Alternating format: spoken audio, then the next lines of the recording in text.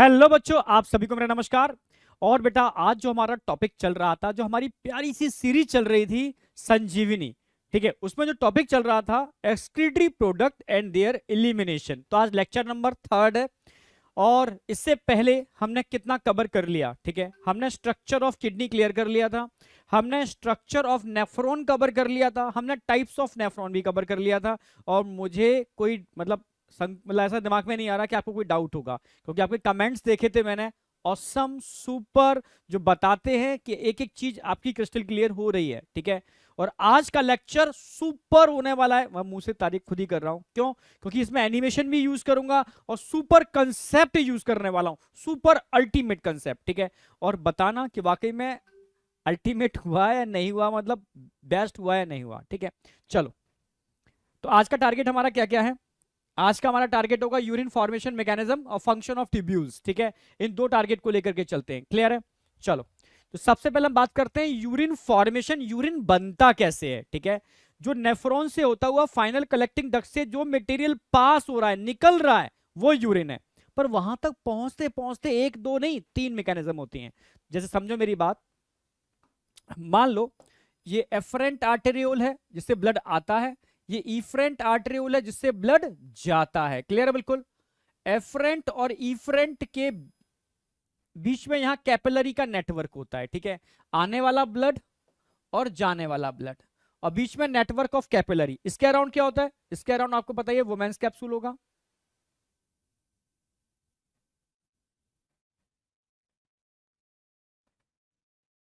ठीक है। और अलग अलग पार्ट होंगे, पीसीटी होगा, जैसे मान लो पीसीटी है, पीसीटी है, ठीक है।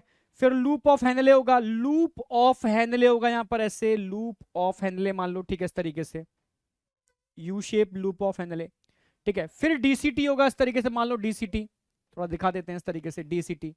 और डीसीटी फाइनली किस में खुलेगा? कलेक्टिंग डक्ट में खुलेगा, फाइनली कलेक्टिंग डक्ट में ओपन करने वाला ये कलेक्टिंग डक्ट। तो एक्चुअल में जो कलेक्टिंग डक्ट से फाइनल फिल्ट्रेट निकल रहा है, ये है एक्चुअल में यूरिन, ठीक है। तो कैसे पहुंचेगा यहां तक समझना होगा। तो सबसे पहले क्या होगा? अल्ट्रा फिल्ट्रेशन, यानी यहां फिल्ट्रेट का फॉर्मेशन होगा, फॉर्मेशन ऑफ फिल्ट्रेट। तो सजल क्या होने वाला? फर्स्ट मैकेनिज्म क्या होने वाला है? Formation of filtrate, formation of filtrate, यानी फिल्ट्रेट का फॉर्मेशन होगा। छनित, छनित को बोलते हैं फिल्ट्रेट, ठीक है। तो सबसे पहला मैकेनिज्म हम पढ़ने वाले हैं अल्ट्रा फिल्ट्रेशन, अल्ट्रा फिल्ट्रेशन जिसके अंदर फिल्ट्रेट का फॉर्मेशन होता है, फॉर्मेशन ऑफ फिल्ट्रेट, इसको बोलते हैं अल्ट्रा फिल्ट्रेशन। ये मैकेनिज्म कैसे होगा? पहला टारगेट हमारा ये है, ठीक है। फिर ये फिल्ट्रेट आगे जाकर के यहां से निकलता है, पर इस फिल्ट्रेट में बहुत सारी काम की चीजें भी होती हैं, ठीक है। आप समझ रहे हो, ग्लूकोज हुआ, अमाइनो एसिड्स हुए, ठीक है, विटामिन हुई, आइंस हुए, वाटर हुए, मिनरल्स हुए, जो सब बाहर हो जाएंगे। तो हमें करना क्या है? हमें जगह जगह से उसको रीअब्सॉर्ब भी करना है। तो ध्यान रखना है, नेफ्रॉन के अलग अलग पार्ट में क्या होते हैं? Dense network of capillary. जैसे पीसीटी में भी कैपिलरी का नेटवर्क होगा, समझना मेरी बात। जैसे डिसेंडिंग लूप ऑफ हेनले के अराउंड भी कैपिलरी का नेटवर्क होगा, असेंडिंग लूप ऑफ हेनले के अराउंड भी कैपिलरी का नेटवर्क होगा, समझना। डीसीटी के अराउंड भी कैपिलरी का नेटवर्क होगा। आप क्लियर है बिल्कुल? तो अलग अलग जगह कैपिलरी के नेटवर्क हैं। इतना ही नहीं, कलेक्टिंग डक्ट के अराउंड भी कैपिलरी का नेटवर्क होता है। तो कैपिलरी नेफ्रॉन के अराउंड होते हैं, इनको पेरिट्यूबुलर कैपिलरी बोलते हैं, ठीक है। तो करना क्या है? जो काम की चीजें हैं, जो समझा मेरी बात, जो आपने खाया पिया पचाया एब्जॉर्ब किया, वो निकल ना जाए, उसको एब्जॉर्ब करना है वापस। तो हम पीसीटी से भी कुछ चीजें क्या करेंगे? एब्जॉर्ब। पीसीटी से भी हम कुछ एब्जॉर्ब करने वाले हैं, समझना मेरी बात। हम डिसेंडिंग लूप ऑफ हेनले से भी कुछ चीजें ब्लड में एब्जॉर्ब करने वाले हैं, हम असेंडिंग लूप ऑफ हेनले से भी एब्जॉर्ब करने वाले हैं, हम डीसीटी से भी कुछ एब्जॉर्ब करने वाले हैं। इतना ही नहीं, कलेक्टिंग डक्ट से भी हम काम की चीजें एब्जॉर्ब कर लेंगे, ठीक है। यानी जगह जगह से हम एब्जॉर्ब करेंगे काम की चीजें, इसको बोलते हैं रीएब्जॉर्प्शन, ठीक है। तो सेकंड मैकेनिज्म हम पढ़ने वाले हैं कौन सी? रीएब्जॉर्प्शन। तो सेकंड मैकेनिज्म कौन सी होगी आपकी? रीएब्जॉर्प्शन, जिसमें हम PCT, loop of Henle, DCT और कलेक्टिंग डक्ट से रीअब्सॉर्ब करेंगे मटेरियल को, ठीक है।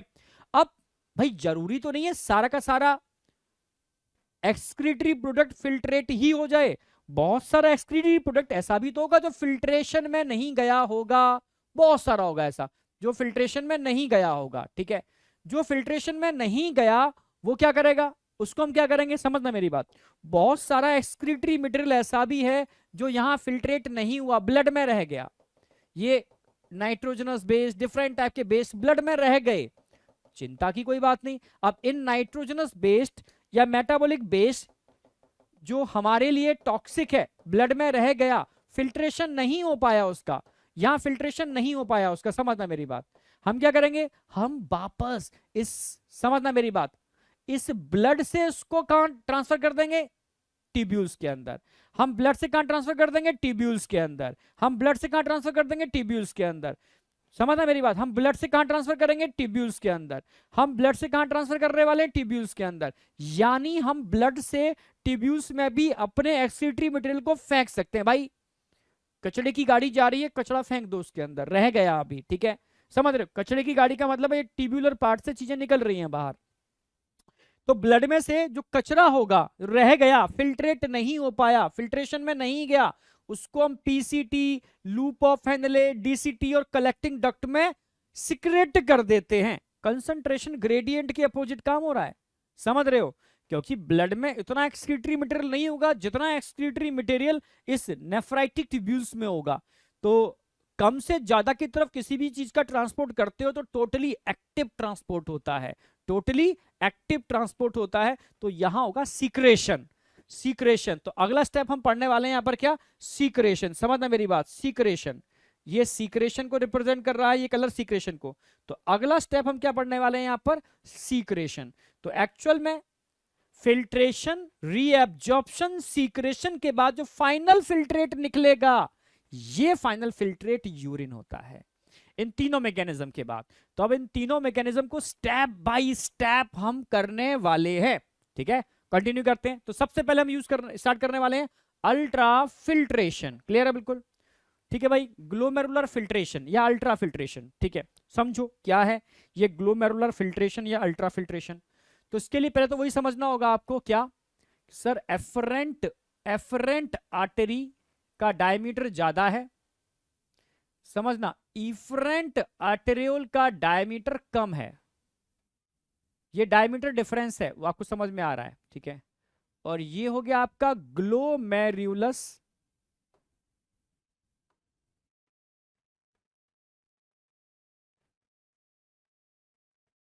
ये हो गया आपका ग्लोमेरुलस, और उसके नीचे हो जाएगा वुमेन्स कैप्सूल, ये से,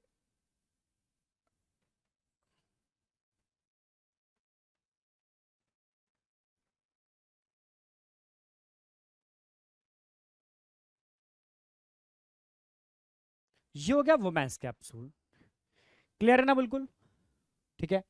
अब समझना होगा आपको, यहां से जो ब्लड आ रहा है एफरेंट आर्टेरियोल से, उसका वॉल्यूम ज्यादा है, यहां से जाने वाले ब्लड का वॉल्यूम कम है, समझना मेरी बात, क्योंकि इसका डायमीटर कम है, इसका डायमीटर बहुत ज्यादा है, क्लियर है बिल्कुल, ठीक है। इसकी वजह से क्या होगा, यहां पर एक प्रेशर जनरेट होगा, क्या होगा, एक प्रेशर जनरेट होगा ग्लोमेरुलस के अंदर, एक प्रेशर जनरेट होगा ग्लोमेरुलस के अंदर, समझना, एक प्रेशर, इसको बोलते हैं ग्लोमेरुलर हाइड्रोस्टैटिक प्रेशर, ठीक है।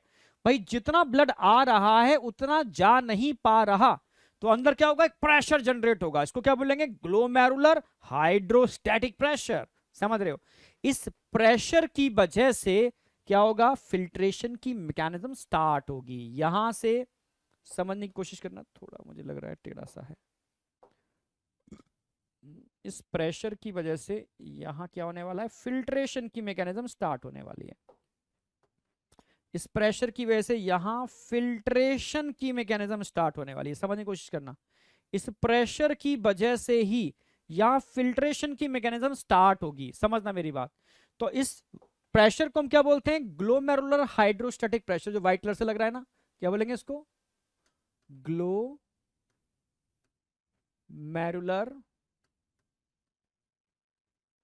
Hydrostatic pressure. Glomerular hydrostatic pressure मतलब शॉर्ट फॉर्म ध्यान रखनी है इसको आपको, ठीक है, GHP कितना होता है ग्लोमेरुलर हाइड्रोस्टैटिक प्रेशर। समझना मेरी बात, अगर मैं ग्लोमेरुलर हाइड्रोस्टैटिक प्रेशर की बात करता हूं 55 mmHg काफी है, ठीक है, काफी है, ठीक है। तो जो GHP है वो कितना निकल के आ रहा है 55 mmHg है। पर दो प्रेशर ऐसे भी हैं जो इस 55 mmHg का अपोज करते हैं, उसका विरोध करते हैं, फिल्ट्रेशन होने से उस रोकते हैं। वो कौन से प्रेशर है? अब देखो मेरी बात भाई, यहां पर क्या है भाई, ब्लड आ रहा है तो ब्लड में क्या होंगे, ब्लड वेसल्स भी तो होंगे। ब्लड में कौन होंगे, ब्लड वेसल्स भी होंगे। डिफरेंट टाइप के ब्लड वेसल्स, डिफरेंट टाइप के ब्लड कॉर्पसल्स बोल सकते हो, ठीक है, फॉर्म्ड एलिमेंट्स बोल सकते हो। ये अंदर यहां पर एक्यूमुलेट हो रहे हैं, ठीक है, क्योंकि ब्लड आ रहा है निकल नहीं पा रहा उतना, तो इनका एक्यूमुलेशन हो गया अंदर। इनके एक्यूमुलेट होने की वजह से यहां की ऑस्मोलरिटी बढ़ जाएगी। समझना, ऑस्मोलरिटी बढ़ जाएगी तो हमेशा मूवमेंट जो वाटर का होता है high osmolarity to low osmolarity नहीं होता, ठीक है, low osmolarity to high osmolarity. यानी कहीं ना कहीं ये ब्लड कॉर्पसल्स क्या करेंगे, अपोज करेंगे फिल्ट्रेशन का। ये क्या करने वाले हैं, फिल्ट्रेशन का अपोज करने वाले हैं, अपोजिट डायरेक्शन में ये खींचेंगे फिल्ट्रेट को। ये सारे सारे ब्लड, समझना, ये सारे के सारे ब्लड कॉर्पसल्स ब्लड के फिल्ट्रेशन को रोकेंगे, खींचेंगे उल्टा अपनी तरफ, ठीक है। तो इसको बोलेंगे ब्लड कोलोइडल ऑस्मोटिक प्रेशर। समझना, इसको बोलने वाले हैं हम ब्लड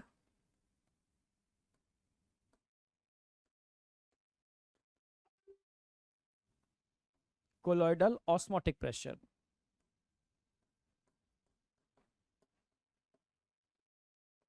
अगर मैं ब्लड कोलोइडल ऑस्मोटिक प्रेशर की बात करता हूं BCOP, ये कितना होगा BCOP? अगर BCOP की बात करते हैं तो 30 मिलीग्राम पर 100 ml ऑफ ब्लड होगा, अप्रोक्सीमेटली 30 मिलीग्राम पर 100 ml ऑफ ब्लड, ठीक है। ये अपोज कर रहा है, कितना होगा, मैं लिखता हूं लगभग 30 मिलीग्राम, सॉरी mmHg, अरे यार मिलीग्राम क्यों बोल गया मैं, 30 mmHg। जो 30 mmHg प्रेशर है ये अपोज कर रहा है, अपोज रोक रहा है, ठीक है, फिल्ट्रेशन की मैकेनिज्म को रोकने वाला प्रेशर है ये ऑस्मोटिक प्रेशर। फिल्ट्रेशन की मैकेनिज्म को रोकने वाला है, अपोज करने वाला प्रेशर है, ठीक है, जो ब्लड कोलोइडल की वजह से जनरेट हो रहा है। तो रोकेगा तो उसको आप नेगेटिव बोल सकते हो, नेगेटिव अपोज कर रहा है, पॉजिटिव प्रेशर करा रहा है। समझना, फिल्ट्रेशन कराएगा पॉजिटिव, फिल्ट्रेशन रोकेगा नेगेटिव, ठीक है, चलो ठीक है। अब एक ध्यान से देखो, एक और है यहां पर, एक प्रेशर और है, जो वुमेन्स कैप्सूल की वॉल आ रही है ना बीच में, फिल्ट्रेशन के बीच में, तो ये भी तो अपोज करेगी, कहीं ना कहीं रोकेगी फिल्ट्रेशन को, ठीक है।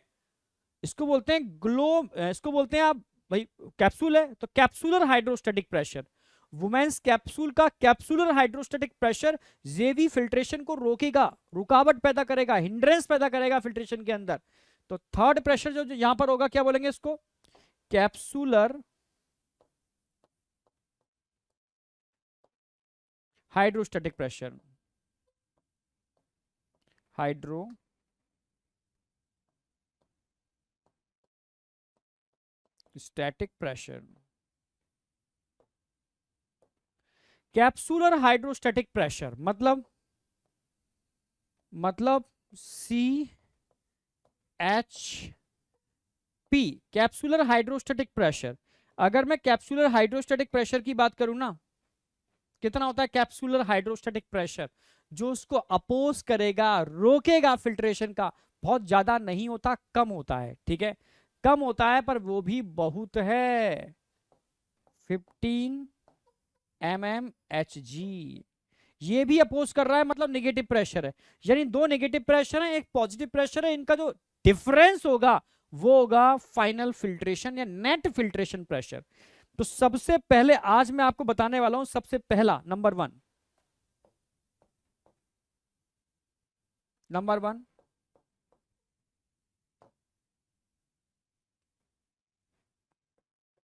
Net filtration pressure. अरे नेट फिल्ट्रेशन प्रेशर। हाँ, सबसे अब नंबर बनाएगा नेट फिल्ट्रेशन प्रेशर क्या होता है, नेट फिल्ट्रेशन प्रेशर। तो नेट फिल्ट्रेशन प्रेशर निकालते हैं भाई, कितना आएगा नेट फिल्ट्रेशन प्रेशर यहां पर। तो आप बोलोगे sir glomerular hydrostatic pressure minus, minus को जोड़ दो, blood colloidal osmotic pressure plus capsular hydrostatic pressure. इन दोनों को जोड़ोगे 45 हो जाएगा, ये 55 है, तो कितना आया, आप बोलोगे सर 55 माइनस 45, यानी कितना निकल के आया 10 mmHg। तो नेट फिल्ट्रेशन प्रेशर जिससे फिल्ट्रेट बनता है कितना होता है, ओनली 10 mmHg होता है, ओनली 10 mmHg होता है, जो फिल्ट्रेट को बनाने का काम करता है। तो कहते हैं अगर किसी का बीपी कम हो जाए, तो अगर 10 mmHg भी बीपी कम हो गया तो फिल्ट्रेशन तो रुक जाएगा ना भाई, ठीक है, फिल्ट्रेशन रुक जाएगा, इससे तो मामला बहुत खराब हो जाएगा। तो सबसे पहले एक बात समझ में आ गई कि नेट फिल्ट्रेशन प्रेशर क्या होता है और कैसे निकालते हैं हम नेट फिल्ट्रेशन प्रेशर। तो नेट फिल्ट्रेशन प्रेशर को निकालने के लिए कैप्सुलर हाइड्रोस्टैटिक प्रेशर में, सॉरी ग्लोमेरुलर हाइड्रोस्टैटिक प्रेशर में से, ठीक है, ब्लड कोलोइडल ऑस्मोटिक प्रेशर और कैप्सुलर हाइड्रोस्टैटिक प्रेशर को रिमूव कर दो, ठीक है, तो नेट निकल के आया जिससे फिल्ट्रेट बन रहा है। तो ये तो हो गया अल्ट्रा फिल्ट्रेशन, एक मैकेनिज्म हो गई हमारी अल्ट्रा फिल्ट्रेशन। तो समझ में आया कैसे होता है अल्ट्रा फिल्ट्रेशन, समझ में आया होगा, ठीक है। अब आगे बढ़ते हैं, अब आगे बढ़ते हैं। अब इसके अंदर एक चीज आती है GFR, ग्लोमेरुलर हाइड्रोस्टैटिक प्रेशर, समझना, ओके।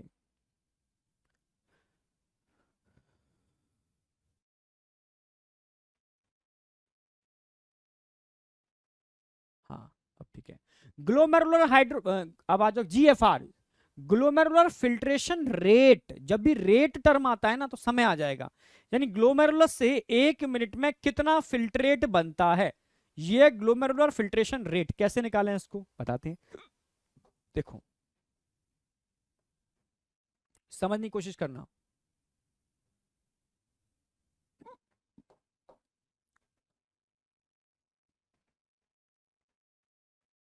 एफरेंट आर्ट्रियोल,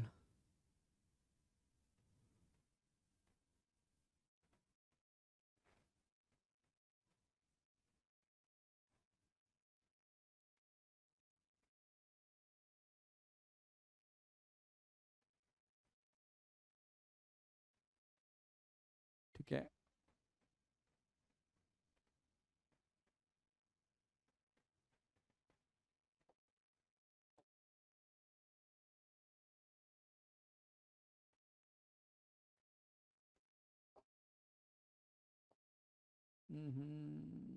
कोई नहीं,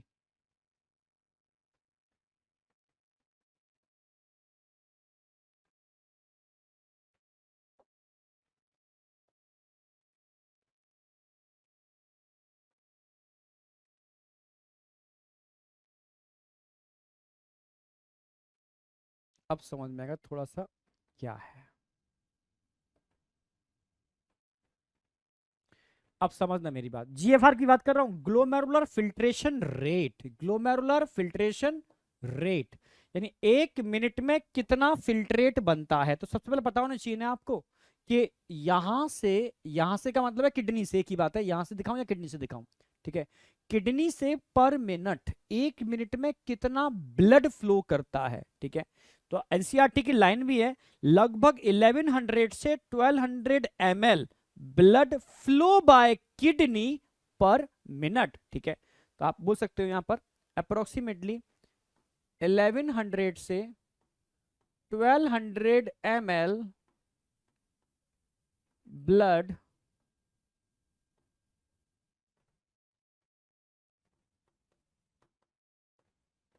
फ्लो बाय किडनी पर मिनट, पर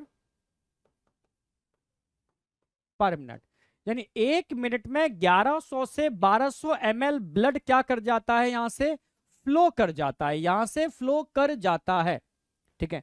अब ब्लड में आप जानते हो दो चीजें होती है, एक फॉर्म्ड एलिमेंट होते हैं और एक प्लाज्मा होता है, ठीक है।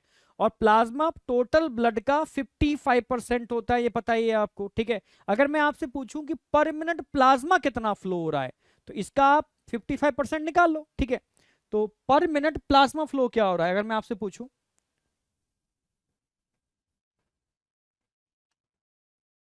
और लिख सकते हैं प्लाज्मा फ्लो पर मिनट। तो लगभग कितना बैठेगा इसका प्लाज्मा? बैठेगा 650 ml। समझना, क्योंकि प्लाज्मा कितने परसेंट होता है? 55% ऑफ ब्लड। ब्लड कितना फ्लो कर रहा है यहाँ पर? 1100 से 1200 ml। तो 1100 से 1200 ml का 55% लगभग कितना होगा? 650 ml। इतना प्लाज्मा फ्लो कर रहा है किडनी से पर मिनट। ठीक है, तो प्लाज्मा भी समझ में आ गया आपको। ठीक है, और ब्लड भी समझ में आया कि किडनी से पर मिनट कितना ब्लड और कितना प्लाज्मा फ्लो कर रहा है। ठीक है, अब आपको क्या लगता है ये सारा का सारा जो फ्लो कर रहा है कितना फिल्ट्रेट बनता होगा इसका? इसका लगभग, समझना मेरी बात, 125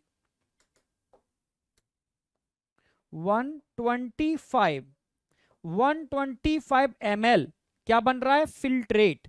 फिल्ट्रेट 125 ml फिल्ट्रेट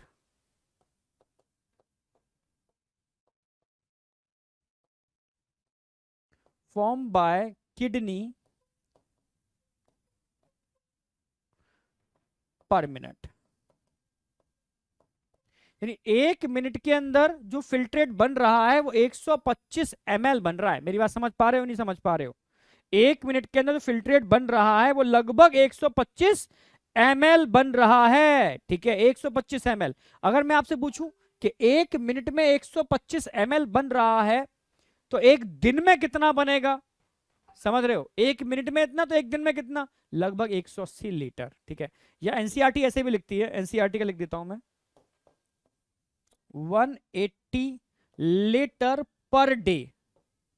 ये भी एनसीईआरटी की लाइन है। एनसीईआरटी दोनों ही लाइन को लिखती है, 180 लीटर पर डे भी लिखती है और ऐसे भी लिखती है। यहां तक कोई डाउट? इसी को बोलते हैं हम क्या? जीएफआर। एक्चुअल में यही है जो लिख रहा हूं ना, ये क्या है आपका? ये है, इधर लिख देते हैं, या ऐसे भी लिख सकते हैं, ए 180 लीटर पर डे। ये हो गया आपका क्या? ग्लोमेरुलर फिल्ट्रेशन रेट, जी एफ आर। तो जी एफ आर क्या होता है समझ में आ गया होगा कि 1 मिनट में या एक दिन के अंदर कितना फिल्ट्रेट बन रहा है। भाई इतने का इतना कितना परसेंट हो गया? ये लगभग ये 20% हो गया, 20% हो गया, या 1/5 भी बोल सकते हो। जितना ब्लड फ्लो करता है यहां से, जितना ब्लड फ्लो करता है यहां से, समझना, उस ब्लड का 20% फिल्ट्रेट बन जाता है। इस ब्लड का 20% फिल्ट्रेट बन जाता है। भाई ब्लड में से सिर्फ प्लाज्मा ही तो फिल्टर हो रहा है, तो प्लाज्मा का 20% लगभग 120-125 ml हो गया ना। इसका फॉर्म्ड एलिमेंट तो ये नीचे आएंगे नहीं ना, प्लाज्मा फिल्टर हो रहा है, तो इसका लगभग 20%, 1/5 पार्ट। अच्छा, इसको निकाल भी सकते हो। ठीक है, इसको हम जो निकल के आ रहा है ना, इसको हम कह सकते हो फिल्ट्रेशन फ्रैक्शन टर्म यूज कर सकते हो इसके लिए। आप समझ रहे मेरी बात? Glomerular filtration fraction term use करते हैं इसके लिए। ग्लोमेरुलर फिल्ट्रेशन फ्रैक्शन कितना होता है? ग्लोमेरुलर फिल्ट्रेशन फ्रैक्शन, इसका भी एक फॉर्मूला है, मैं लिख देता हूं उसको। ग्लोमेरुलर, एनसीईआरटी में नहीं है, glomerular filtration fraction, GFF equal to क्या होता है? जीएफआर, जीएफआर कितना है और ग्लोमेरुलर प्लाज्मा फ्लो कितना हो रहा है, ये फॉर्मूला होता है, GFR upon glomerular plasma flow. और ये आप जानते हो जीएफआर कितना दे रखा है? जीएफआर हमें दे रखा है 125 और प्लाज्मा फ्लो कितना हो रहा है? 650। लगभग कितना निकल के आएगा? ये निकल के आएगा 20% या 1/5 भी लिख सकते हो उसको, एनसीईआरटी ने 1/5 लिखा है। ठीक है, इतना फिल्ट्रेट आपको मिल जाएगा। इसको जीएफएफ बोलते हैं, जीएफएफ। ये भी आपको पता होना चाहिए। यानी 1 मिनट में ये फ्रैक्शन आपको मिल रहा है, जो टोटल ब्लड फ्लो कर रहा है उसका इतना फ्रैक्शन आपको मिल रहा है। ये एक्चुअल में जो मिल रहा है ना फ्रैक्शन, यही है जीएफआर। अब आपको क्या लगता है जितना जीएफआर आपको दिख रहा है, जितना जीएफआर आपको दिख रहा है, ये सब निकल जाएगा क्या? मतलब मानो 180 लीटर एक दिन में निकल जाएगा क्या? नहीं बेटा, इतना सब निकल जाएगा, बचेगा क्या? समझ गए ना मेरी बात? भाई टोटल ब्लड ही हमारे पास कितना होता है? 5-5.5 लीटर। समझ रहे हो? तो सब तो नहीं निकलेगा। अब क्या होगा सर फिर? अब समझो, अब बताता हूं मैं क्या होगा सर इसका, बताता हूं, अब समझना मेरी बात। जो फिल्ट्रेट बन रहा है ना, इस फिल्ट्रेट का 99%, इस फिल्ट्रेट का 99% क्या हो जाएगा? रीएब्सॉर्ब। इस फिल्ट्रेट का 99% क्या हो जाएगा? Reabsorb. Only 1% convert into urine, only, समझना, ओनली 1% कन्वर्ट इनटू यूरिन। ठीक है, तो मैं लिख देता हूं इसका 99% फिल्ट्रेट क्या हो रहा है यहां पर? रीएब्सॉर्ब हो रहा है, री एब्सॉर्ब। 99% फिल्ट्रेट क्या हो रहा है यहां पर? रीएब्सॉर्ब हो रहा है। Only 1% convert into urine. ठीक है, हाँ 1% की अगर मैं बात करूं, 1%, ओनली 1% कन्वर्ट इनटू यूरिन। सिर्फ 1% ही यूरिन में कन्वर्ट होता है भाई। जितना बना उसका 99%, 99 तो क्या हो गया? रीएब्सॉर्ब हो गया। Only 1% convert into urine. तो बताओ जरा, इसका 1% कितना होगा? 1.8 लीटर ही तो हुआ। हाँ भाई, 1.5 से भाई 1.5 से 1.8 लीटर यूरिन पर डे निकल जाती है आपकी, पर 180 लीटर नहीं निकल सकती। आप समझ पा रहे हो ना मेरी बात? तो इसको ऐसे कह सकते हो। ठीक है, तो लगभग कितना होगा urine formation? Urine formation per day कितना निकल के आएगा जरा बताओ भाई? 180 का 1% कितना हो गया? 1.8 लीटर पर डे। ये एनसीईआरटी में दे रखा है, ये यूरिन फॉर्मेशन होता है। यानी सारा का सारा यूरिन नहीं बनेगी, only 1% convert into urine, only 1% convert into urine. ठीक है, तो 180 लीटर का 1% 1.8 होता है। तो ये बता, समझ में आया नहीं आया? इसको बोलते हैं जीएफआर, ग्लोमेरुलर फिल्ट्रेशन रेट। तो हमने जीएफआर भी पढ़ लिया, नंबर 3 हमने जीएफएफ भी पढ़ लिया। ठीक है, और हमने नेट फिल्ट्रेशन प्रेशर भी पढ़ लिया। तो एक मैकेनिज्म तो क्लियर होगी, अल्ट्रा फिल्ट्रेशन, अल्ट्रा फिल्ट्रेशन। ठीक है, अब सेकंड मैकेनिज्म स्टार्ट करते हैं, इसको बोलते हैं ट्यूबुलर रीएब्जॉर्प्शन। समझ रहे हो? ट्यूब्यूल के अलग अलग पार्ट से क्या क्या रीएब्जॉर्ब होता है, समझना। ट्यूब्यूल के अलग अलग पार्ट से क्या क्या रीएब्जॉर्ब होता है, इसको बोलते हैं ट्यूबुलर रीएब्जॉर्प्शन। ठीक है, तो 1 मिनट रुको, थोड़ा सा चेंज करते हैं फिर अभी। ठीक है, ठीक है, अब हम बात करते हैं यहां पर ट्यूबुलर रीएब्जॉर्प्शन। क्लियर है बिल्कुल? तो जीएफआर हमारा क्लियर है, जीएफआर से क्वेश्चन आता ही आता है, ध्यान रखना है। ठीक है, अब देखते हैं ट्यूब्यूल के किस किस पार्ट से क्या क्या चीज रीएब्जॉर्ब होती है। क्लियर बिल्कुल? ट्यूब्यूल के किस किस पार्ट से क्या क्या रीएब्जॉर्ब हो रहा है। ठीक है, पीसीटी से क्या हो रहा है, लूप ऑफ हेनले से क्या रीएब्जॉर्ब हो रहा है। और रीएब्जॉर्ब वही होगा जो काम की चीज है, समझना मेरी बात। कोई भी बेस्ड मटेरियल यहां रीएब्जॉर्ब नहीं होने वाला। ठीक है, रीएब्जॉर्ब वही होगा जो काम का है। तो पीसीटी से क्या होगा, या मैक्सिमम होगा या मिनिमम होगा, तो ये बातें करने वाले हैं। ठीक है, तो सबसे पहले हम बात करते हैं रीएब्जॉर्प्शन फ्रॉम पीसीटी। क्लियर बिल्कुल? मैंने स्टूडियो चेंज कर दिया है, वो पहले दूसरा स्टूडियो था, अब दूसरा स्टूडियो है। ठीक है, और भी कुछ चेंज किया है, क्या चेंज किया है ये आप बताओगे। ठीक है, वापस आ जाओ।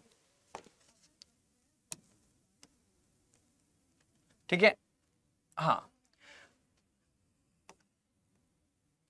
वाइट लेते हैं। अब समझने की कोशिश करना, reabsorption from proximal convoluted tube. अगर हम प्रॉक्सिमल कन्वोलेटेड ट्यूब की बात करते हैं, तो प्रॉक्सिमल कन्वोलेटेड ट्यूब के अंदर किस टाइप के एपिथेलियल टिश्यू थे, डायग्राम बना के बता देते हैं इसको, है ना।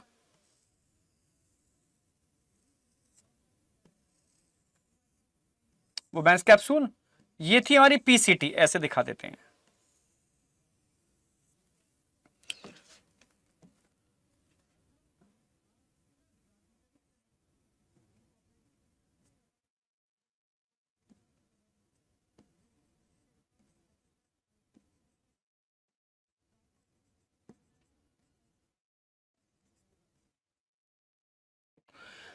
ठीक है, तो यहां पर किस टाइप के एपिथेलियल टिश्यू दिख रहे हैं आपको पीसीटी के अंदर? आप बोलोगे brush bordered.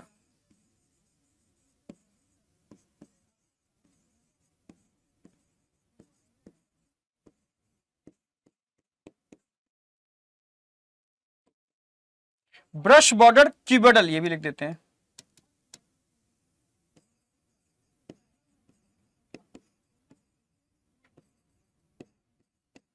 Brush bordered cuboidal epithelial tissue, ठीक है। अब ब्रश बॉर्डर्ड अपीयरेंस है, तो ब्रश बॉर्डर का मेन पर्पस क्या होता है भाई? सरफेस एरिया इंक्रीज होता है फॉर मैक्सिमम एब्जॉर्प्शन। तो ब्रश बॉर्डर का मतलब क्या है? यहां पर increase surface area for maximum absorption. तो यहां पर मैक्सिमम एब्जॉर्प्शन होता है पीसीटी से, ठीक है। तो पीसीटी में अगर हम पॉइंट लिखना चाहेंगे तो आपको समझना होगा, यहां क्या लिखेंगे, ठीक है, पीसीटी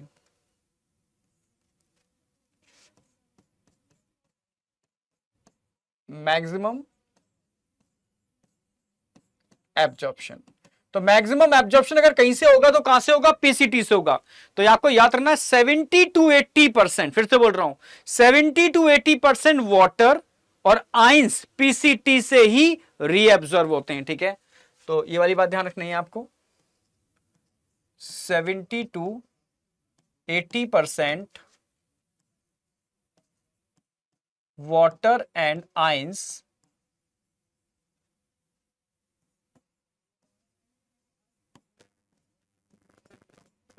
reabsorb from PCT। तो पीसीटी से 70 से 80% वाटर और आयन रीअब्जॉर्ब होते हैं, ठीक है। इसलिए पीसीटी जो होता है ना, मैक्सिमम रीअब्जॉर्प्शन हो रहा है तो मैक्सिमम एक्टिव ट्रांसपोर्ट भी होता है, और मैक्सिमम एक्टिव ट्रांसपोर्ट होगा तो मैक्सिमम माइटोकॉन्ड्रिया भी इस पीसीटी के एपिथेलियल टिश्यू में मिलेंगे। क्वेश्चन ऐसा आ सकता है, ठीक है।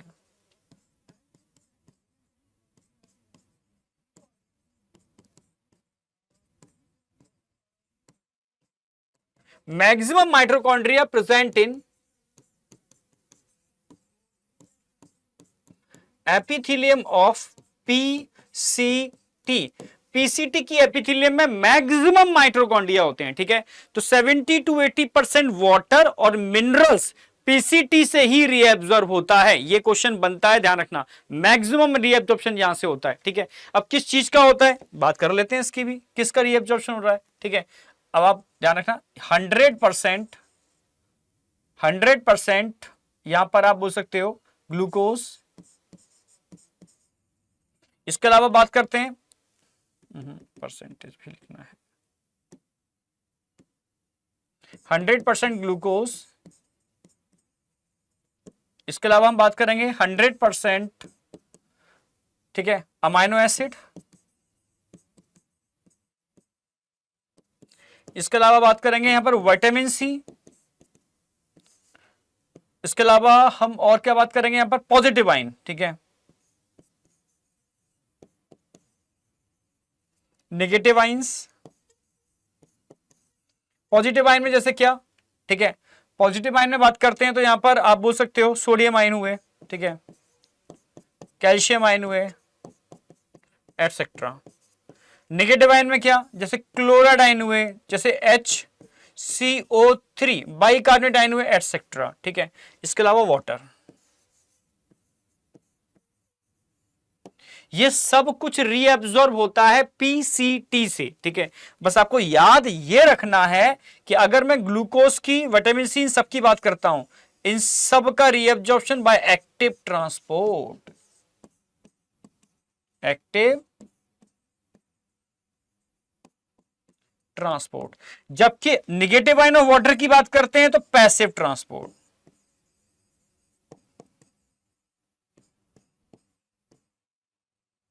Passive transport. तो मैक्सिमम माइटोकॉन्ड्रिया यहां मिलेंगे कि मैक्सिमम एक्टिव ट्रांसपोर्ट यहां से हो रहा है। समझ रहे हो? ये पॉइंट्स ध्यान रखने हैं आपको, इनसे क्वेश्चन मिल जाएंगे आपको। कोई डाउट यहां तक? कोई डाउट शाउट नहीं होना चाहिए। हम बात कर रहे थे पीसीटी की, ठीक है, हम बात कर रहे थे पीसीटी की। तो पीसीटी से मैक्सिमम क्या क्या रीअब्जॉर्ब होता है, क्लियर है बिल्कुल, ठीक है। अब हम बात करते हैं इसके बाद, पीसीटी के बाद हम बात करेंगे लूप ऑफ हेनले से क्या क्या चीज रीअब्जॉर्ब होगी, ठीक है, reabsorption from loop of Henle, ठीक है। अगर मैं लूप ऑफ हेनले की बात करता हूं, अगर मैं लूप ऑफ हेनले की बात करता हूं तो लूप ऑफ हेनले से देखो क्या क्या रीअब्जॉर्ब होने वाला है।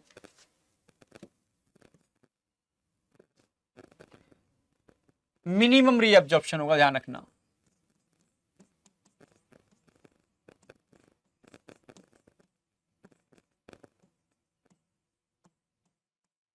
मिनिमम रीअब्जॉर्प्शन, पहला क्वेश्चन तो ये बनेगा मैक्सिमम कहां होता है, मिनिमम कहां होता है।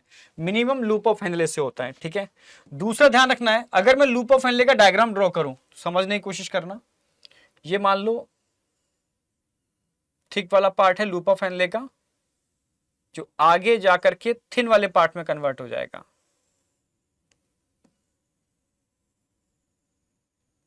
असेंडिंग वाला पार्ट थिन का बहुत कम होता है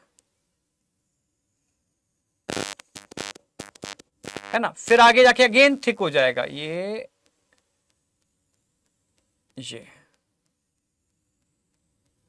अगेन थिक हो गया।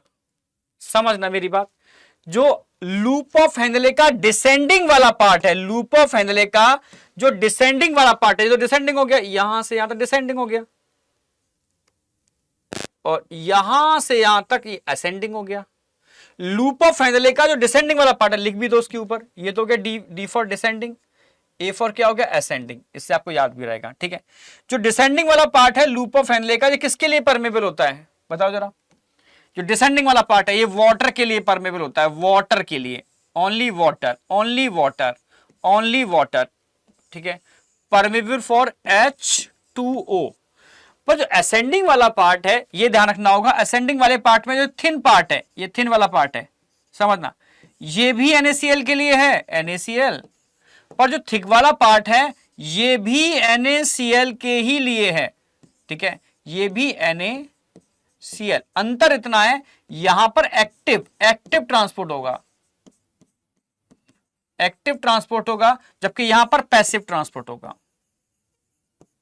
पैसिव का मतलब होता है डिफ्यूजन, विदाउट एनी एनर्जी, इसमें एनर्जी का यूज नहीं होने वाला, ठीक है। और इंटरनल स्ट्रक्चर मैंने आपको बता ही दिया था कि जो थिन वाला पार्ट होता है वहां पर सिंपल स्क्वेमस एपिथेलियल टिश्यू होते हैं, थिन वाले पार्ट में सिंपल स्क्वेमस एपिथेलियल टिश्यू होंगे, थिन वाले पार्ट में सिंपल स्क्वेमस एपिथेलियल टिश्यू कहां पर होंगे, थिन वाले पार्ट में। और थिक वाले पार्ट में क्या आ जाएंगे, क्यूबॉइडल, सिंपल क्यूबॉइडल, क्लियर है, सिंपल क्यूबॉइडल। इंटरनल डायमीटर सबका कांस्टेंट ही रहेगा, क्लियर है, सेम ऐसे मैंने यहां बताया था। जो थिन वाला पार्ट है सिंपल स्क्वेमस, थिन वाला पार्ट है सिंपल स्क्वेमस, थिन वाले पार्ट में सिंपल स्क्वेमस, पर थिक वाले पार्ट में जाओगे तो क्यूबॉइडल, थिक वाले पार्ट में जाओगे तो क्यूबॉइडल, ये मैं बता चुका हूं आपको, एपिथेलियल टिश्यू, ठीक है। इंटरनल डायमीटर लगभग कांस्टेंट रहेगा। तो लूप ऑफ हेनले के हम दो पार्ट में डिवाइड कर सकते हैं, लिख भी देते हैं इसको, ठीक है। मिनिमम रीअब्जॉर्प्शन हो रहा है, एक हो गया डिसेंडिंग तो एक हो गया असेंडिंग, एक हो गया डिसेंडिंग पार्ट तो एक हो गया असेंडिंग। जो डिसेंडिंग वाला पार्ट होता है वो वाटर के लिए परमेबल होता है, H2O के लिए, ठीक है, और जो असेंडिंग वाला पार्ट होता है वो NaCl के लिए, NaCl, ठीक है। बस ये ध्यान रखना है, इसमें NaCl थिन और थिक वाला कंसेप्ट, ठीक है। मैं लिख देता हूं, ये वाली बात भी लिख दूं, ज्यादा बेटर है।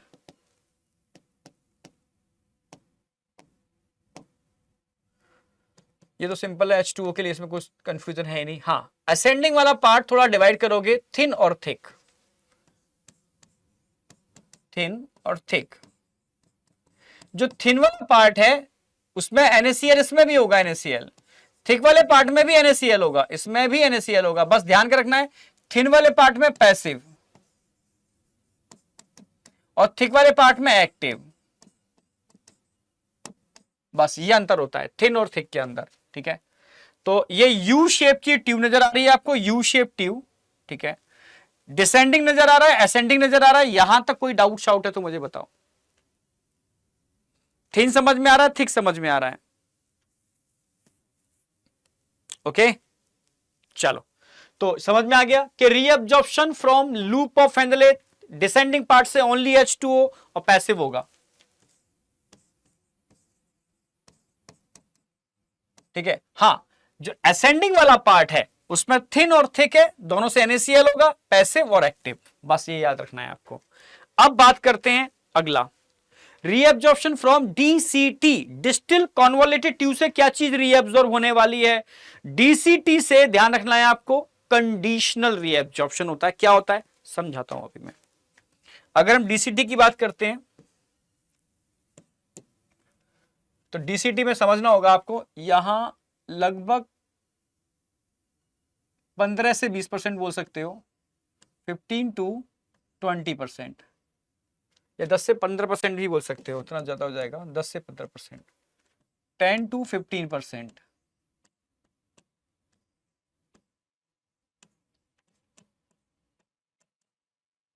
Conditional reabsorption, conditional reabsorption, conditional reabsorption किसका? कंडीशनल रीएब्जॉर्प्शन ऑफ, एक तो सोडियम आयन का, अच्छा ऐसे लिखते हैं transport, conditional reabsorption of sodium ion का हो रहा है कंडीशनल, ठीक है, और वाटर का भी हो रहा है, कंडीशनल हो रहा है वाटर का भी, सी का भी, ठीक है। इसका होता है एक्टिव ऑलवेज, और इसका होगा पैसिव, क्योंकि वाटर में तो कभी एक्टिव का चक्कर है ही नहीं, ठीक है। तो यहां 10 to 15% कंडीशनल रीएब्जॉर्प्शन हो रहा है सोडियम आयन का और वाटर का, ठीक है। हाँ, एनसीईआरटी एक लाइन और लिखती है, एनसीईआरटी लिखती है HCO3 आयन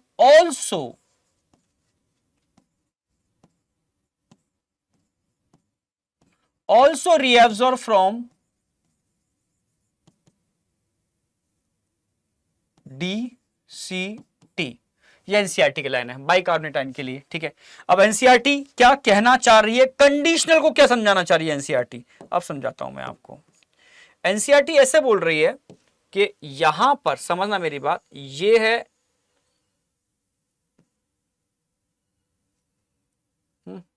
एक और बनाते हैं,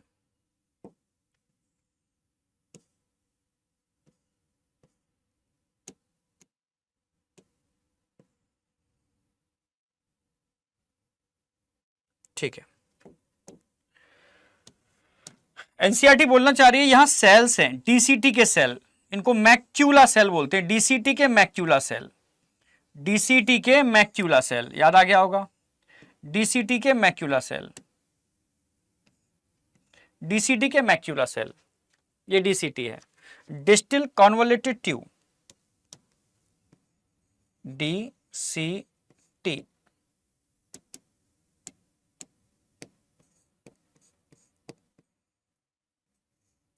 ये डीसीटी है, डिस्टिल कॉन्वोलेटेड ट्यूब, ठीक है। अगर मैं डीसीटी की बात करता हूं, अब यहां कुछ रिसेप्टर्स होते हैं, समझना मेरी बात, कुछ ग्लैंड्स की भी बात करूंगा, रिसेप्टर्स की भी बात करूंगा, ठीक है। मान लो ये किडनी के ऊपर हम बनाते हैं एड्रिनल ग्लैंड,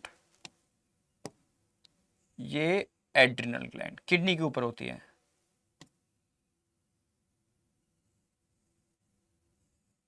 कॉर्टेक्स ही दिखानी है हमें, मेडुला दिखानी नहीं है, एड्रिनल ग्लैंड, ठीक है। और एक और समझना मेरी बात, अगर आप समझते हो ब्रेन में, ये होता है ब्रेन में हाइपोथैलेमस, और एक होती है हमारी पिट्यूटरी, ये भी पता होगा आपको, पिट्यूटरी, ये हाइपोथैलेमस है,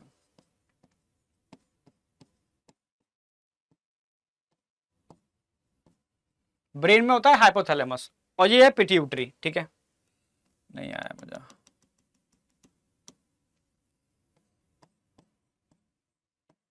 हाइपोथैलेमस, ठीक है। और हाइपोथैलेमस से एक हार्मोन निकलता है, ये आपको पता ही होगा, यहां से होता हुआ पोस्टीरियर पिट्यूटरी से निकलेगा, एक हार्मोन का नाम है ADH, anti diuretic hormone, ADH. और एड्रिनल ग्लैंड से भी एक हार्मोन निकलता है, एड्रिनल ग्लैंड से भी एक हार्मोन निकलता है, एड्रिनलिन, नहीं एल्डोस्ट्रॉन, एड्रिनल अंदर वाले पार्ट में निकलेगा एल्डोस्ट्रॉन,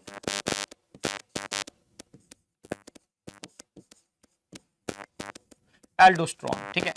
तो एल्डोस्ट्रॉन एड्रिनल ग्लैंड से निकलता है और हाइपोथैलेमस से एडीएच निकलता है, समझने की कोशिश करना,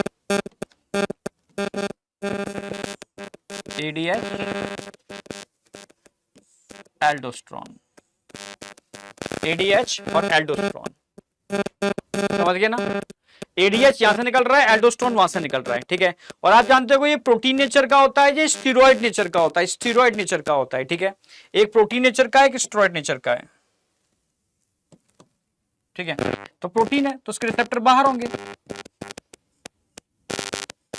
जो स्टेरॉइड्स है उसके रिसेप्टर अंदर होंगे, सिंपल सी बात। हार्मोन में हम पढ़ाते हैं ये वाली बात को, ठीक है। तो ये हार्मोन जब भी मैं बात कर रहा हूं कंडीशनल रीएब्जॉर्प्शन, कंडीशनल का मतलब समझते हो, कंडीशनल का मतलब होता है जब शरीर के अंदर, जब बॉडी के अंदर रिक्वायरमेंट है, कंडीशन लगी हुई है, यानी हार्मोनल इन्फ्लुएंस के थ्रू ही ऐसा होगा, ठीक है। यानी हार्मोन निकलेंगे तो ही ये परमेबल होगी वाटर के लिए, और ठीक है साथ में बोलोगे आप सोडियम आयन के लिए, कंडीशनल। तो कंडीशनल रीएब्जॉर्प्शन की बात चल रही है यहां पर, ठीक है, करा देते हैं। Okay, conditional reabsorption of sodium and water, ठीक है। तो अब देखो सबसे पहले कंडीशनल के अंदर हम लेते हैं एडीएच। जब भी जरूरत होगी वाटर की तो एडीएच निकलेगा सीधा मैक्यूला सेल, डीसीटी की मैक्यूला सेल के ऊपर रिसेप्टर्स होते हैं, ये मैक्यूला सेल्स हैं।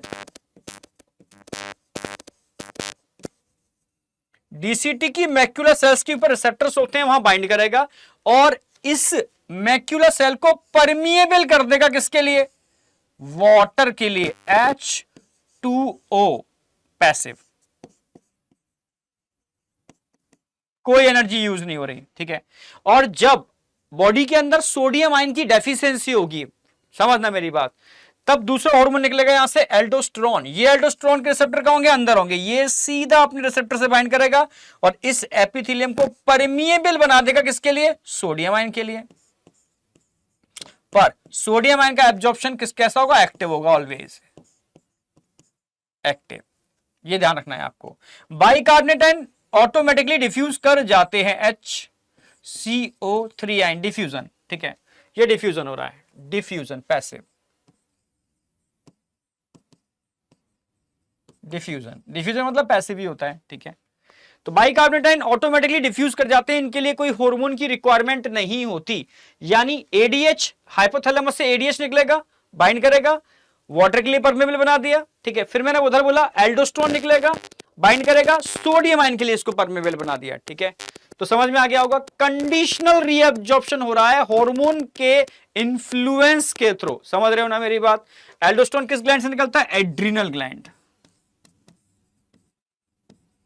Adrenal gland. किसके किसके ऊपर होती है, किडनी, किडनी के ऊपर लगी होती है एड्रीनल ग्लैंड, ठीक है। तो किडनी के ऊपर एड्रीनल ग्लैंड, वहां से एल्डोस्टेरोन बाइंड करेगा, सोडियम के लिए परमेबल हो गया, ठीक है। हाइपोथैलेमस से एडीएच बाइंड करेगा, वाटर के लिए परमेबल हो गया। हम डीसीटी की बात कर रहे हैं, ये चीज एब्जॉर्ब होकर के वापस ब्लड में आ रही है, क्लियर बिल्कुल। और ब्लड में बाइकार्बोनेट आयन तो डिफ्यूज होके आ ही जाते हैं। तो ये रीअब्जॉर्प्शन कहां से हो गया, डीसीटी से हो गया, डिस्टल कॉन्वोलेटेड ट्यूब से हो गया, दूरस्थ कुंडलित नलिका से हो गया। तो ये मैं कंक्लूड कर रहा हूं, ठीक है। पीसीटी से क्या क्या रीअब्जॉर्ब होता है भाई, मैक्सिमम रीअब्जॉर्प्शन पीसीटी से होता है। और मैक्सिमम रीअब्जॉर्प्शन में क्या क्या आता है भाई, मैक्सिमम में 70 to 80% वाटर और मिनरल्स तो इनसे हो रहे हैं, ठीक है, समझ रहे हो। और यहां से अगर आप रीअब्जॉर्प्शन की बात करते हैं, ग्लूकोज 100% रीअब्जॉर्ब हो जाता है, अमाइनो एसिड 100% रीअब्जॉर्ब हो जाते हैं, विटामिन सी वाटर सॉल्युबल होती है, निकल जाती है, पर यहां से रीअब्जॉर्ब हो जाती है, ठीक है, चिंता की बात नहीं है। पॉजिटिव आयन जितने भी होते हैं वो भी यहां से रीअब्जॉर्ब हो जाते हैं, ये सब रीअब्जॉर्ब होते हैं एक्टिव ट्रांसपोर्ट के थ्रू। पैसिव ट्रांसपोर्ट के थ्रू ऑलवेज नेगेटिव आयन, ध्यान रखने आपको, negative ion always passive transport के थ्रू होते हैं, ठीक है। इसके अलावा अगर हम बात करते हैं, इसके अलावा अगर हम बात करते हैं तो मैंने वाटर लिखाया हुआ है, तो वाटर ऑलवेज पैसिव भी होता है, ठीक है, ऑस्मोसिस है पैसिव, ठीक है, समझ में आया उसमें कोई। और फिर हमने बात की लूप ऑफ हेनले, तो लूप ऑफ हेनले के अंदर मैंने डिसेंडिंग और असेंडिंग बताया है। डिसेंडिंग वाटर के लिए परमेबल होता है, असेंडिंग NaCl के लिए परमेबल होता है। बस इतना ध्यान रखना है, जो थिन वाला पार्ट है वो पैसिव और थिक वाला पार्ट है वो एक्टिव, ठीक है, बस इतना ध्यान रखना है। मिनिमम रीअब्जॉर्प्शन ओनली 5%, हाँ 10 से 15% की बात करता हूं तो ये कंडीशनल रीएब्जॉर्प्शन है। और कंडीशनल रीएब्जॉर्प्शन की बात करते हैं तो कंडीशनल रीएब्जॉर्प्शन किस पर बेस्ड होता है? हार्मोन्स के ऊपर बेस्ड होता है। जरूरत होती है तब इन ग्लैंड से हार्मोन निकलते हैं और hormone DCT distil convoluted tube के जो सेल्स होते हैं मैक्युलर सेल, उनके ऊपर रिसेप्टर्स होते हैं इन हार्मोन के, वहां बाइंड करता है और उन सेल को वाटर और सोडियम आयन के लिए परमिएबल बनाता है। बाइकार्बोनेट आयन तो अपने आप परमिएबल, मतलब अपने आप डिफ्यूज होकर निकल ही जाएंगे। तो यहां तक समझ में आया या नहीं आया? आ गया होगा।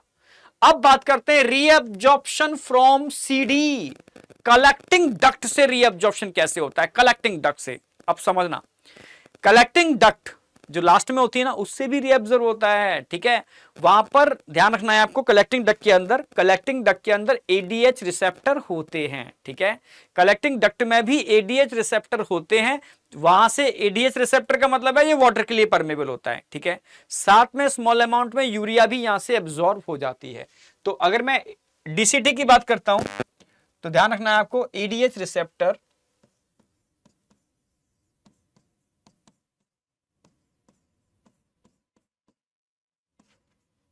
also present on cells of collecting duct. Collecting duct की सेल में भी एडीएच रिसेप्टर होते हैं, एडीएच रिसेप्टर होते हैं।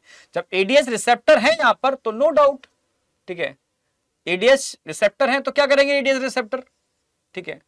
तो ये रिसेप्टर है तो लिख देंगे इसको, ठीक है। collecting duct also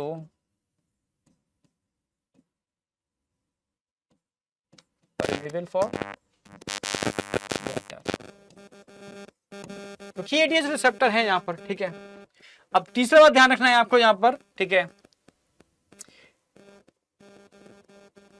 small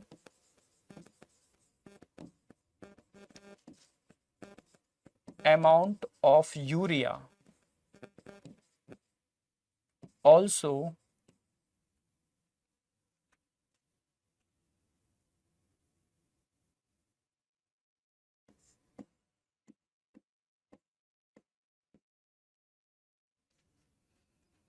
reabsorb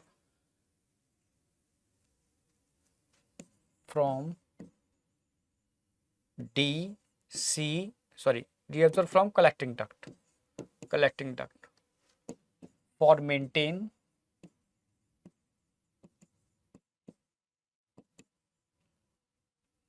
osmolarity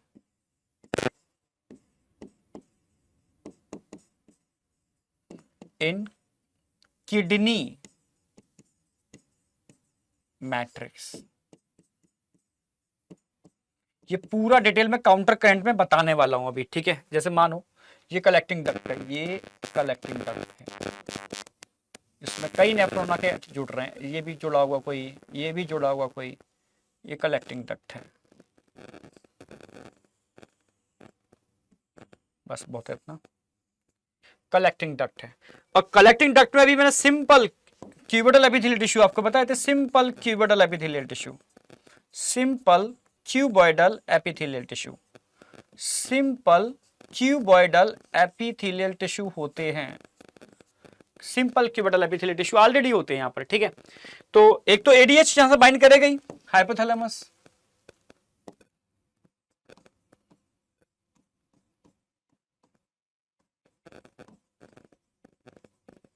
hypothalamus से कौन निकलेगा? ADH, anti diuretic hormone.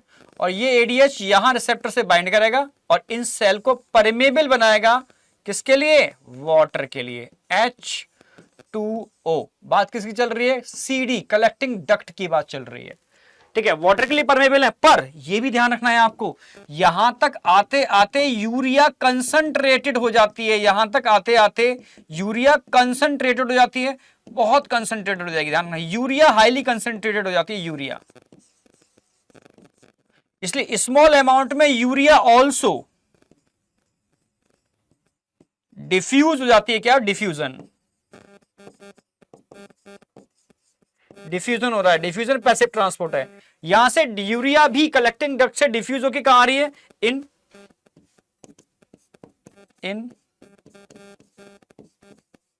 Matrix of kidney, kidney के मैट्रिक्स के अंदर यूरिया डिफ्यूज होके आ जाती है, तो H2O तो पैसिव होगा ही, पैसिव।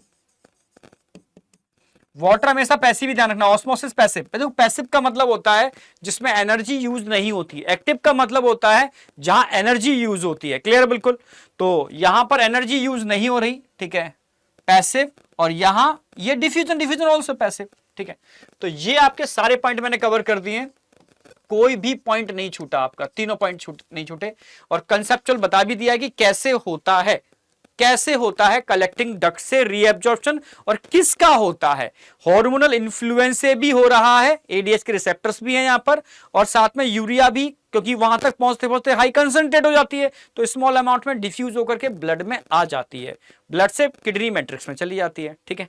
तो यहां तक कोई डाउट नहीं है, डीसीटी कलेक्टिंग डक्ट तक। आगे बढ़ते हैं। तो ये हो गया कंप्लीट आपका रीएब्जॉर्प्शन की बॉडी के किस किस पार्ट से क्या क्या चीज रीएब्जॉर्ब हो रही है।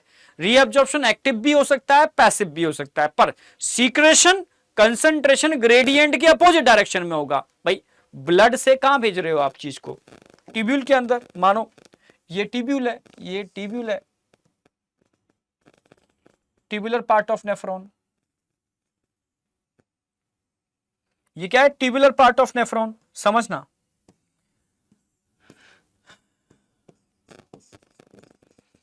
ट्यूबुलर पार्ट ऑफ नेफ्रॉन, ये नेफ्रॉन का ट्यूबुलर पार्ट है, ये नेफ्रॉन का ट्यूबुलर पार्ट है, ट्यूबुलर पार्ट ऑफ नेफ्रॉन, समझना। अब ट्यूबुलर पार्ट ऑफ नेफ्रॉन, इसके अराउंड क्या होंगे, इसके अराउंड होंगे blood vessels, network of capillary.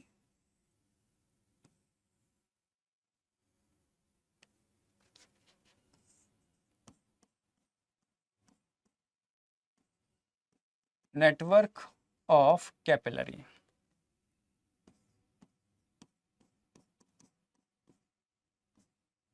तो अब क्या होगा, सीक्रेशन कहां से कहां होता है, मैंने कहा था अगर भाई यहां तो excretory substance already concentrated form में होंगी, क्योंकि ट्यूबुलर पार्ट ऑफ नेफ्रॉन है, ट्यूबुलर पार्ट ऑफ नेफ्रॉन है। पर थोड़ा बहुत अगर ब्लड में कोई चीज रह जाती है तो इसको ब्लड से यहां पर ट्रांसफर किया जाता है, समझना मेरी बात। तो इसको ब्लड से यहां पर ट्रांसफर किया जाता है कंसंट्रेशन ग्रेडियंट के अपोजिट डायरेक्शन में। इसमें क्या करेंगे, इसमें एटीपी यूज होती है, ठीक है, किसके थ्रू, एटीपी के थ्रू, एटीपी यूज होगी। यहां पर क्या यूज होने वाली है, एटीपी।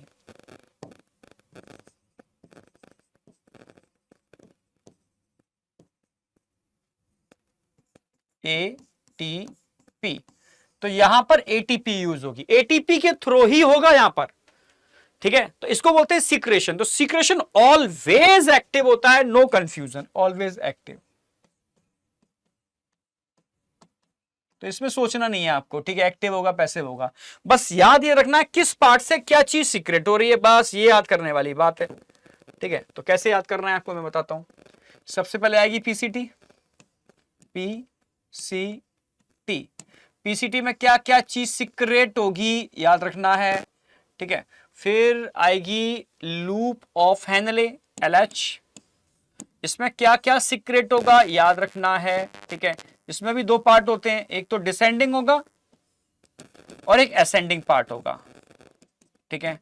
इसके बाद आएगा PCT, DCT, distil convoluted tube, इसमें क्या सीक्रेट होगा ध्यान रखना है आपको। और फिर फाइनली आएगी कलेक्टिंग डक्ट, इसमें क्या सीक्रेट होगा, बस हो गया काम, क्लियर है बिल्कुल। अब करा देते हैं सीक्रेशन।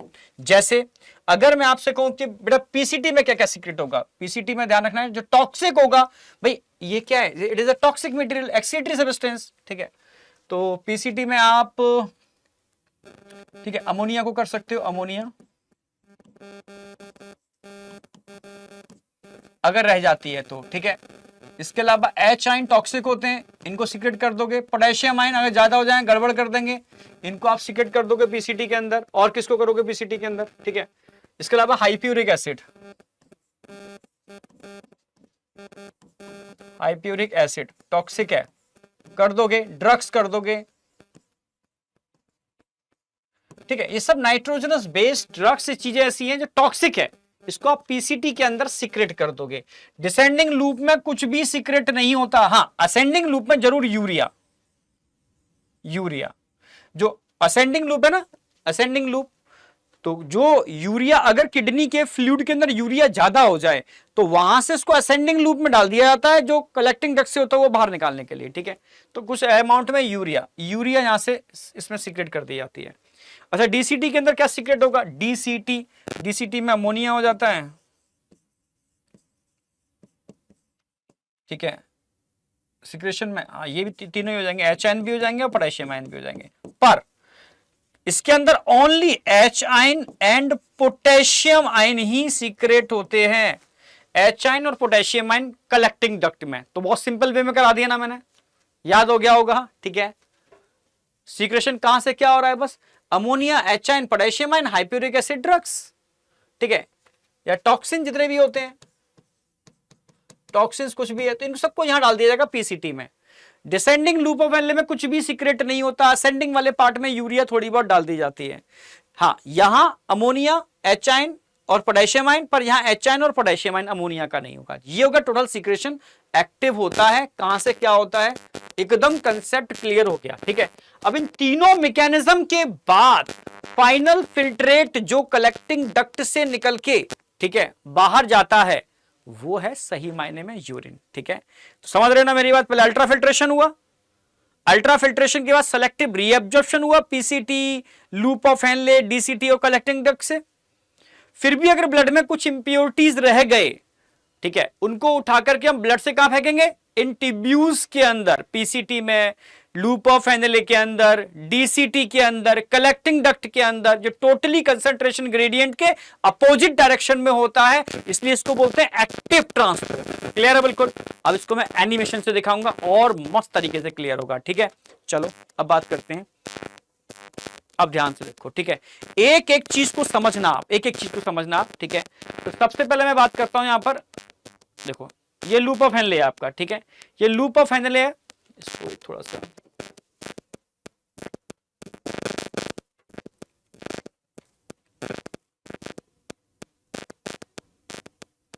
अच्छा कहीं चला गया भाई।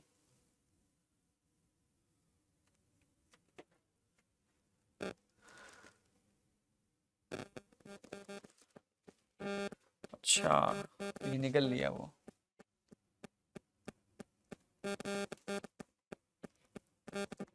भाई आ जाओ, कहाँ गए?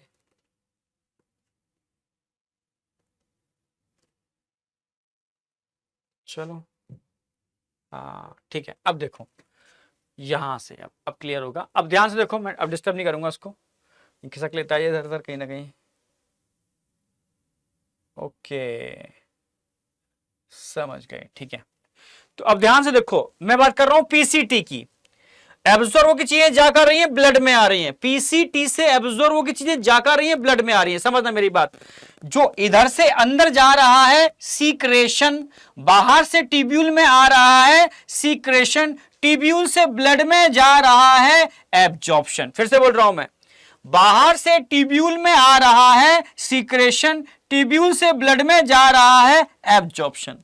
तो पहले एब्जॉर्प्शन की बात कर लेते हैं, क्या क्या चीज एब्जॉर्ब हो रही है। ध्यान से देखो, ध्यान से देखो, पिंक कलर के आयन दिख रहे हैं ना, पिंक पिंक किसको रिप्रेजेंट कर रहा है? NaCl।